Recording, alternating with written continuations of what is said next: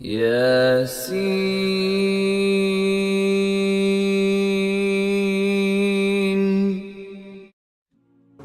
So the Quran has left no loopholes, and the Quran also has not given the chance to someone or for someone to say, continue oppressing him because he will continue forgiving, no problem.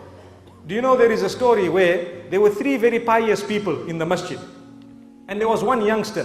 So the youngster was told, you know, those people are very pious. The one in the left is still young.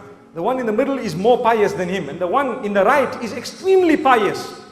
So he said, how can I know the difference between he who is pious and he who is not pious? So the youngster was told, well, they concentrate a lot.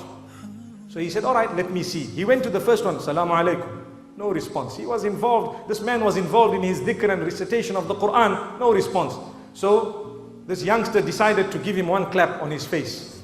So the poor pious person got one clap on his face, and as though nothing had happened, he continued reciting.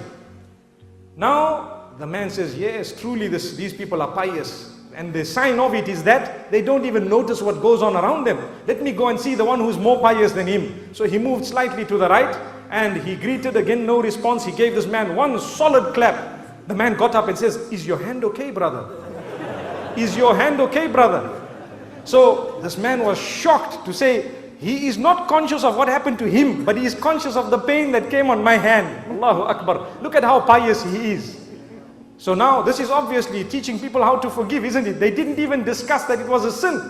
So now this youngster is thinking to himself, whoa, that man on the right must be the most pious. Let's see what he does. He went, he greeted him, again no response. He gave him one solid clap. That man got up and gave the youngster two claps. So the youngster says, but I thought you were the most pious. He says, someone somewhere needs to stop you clapping people.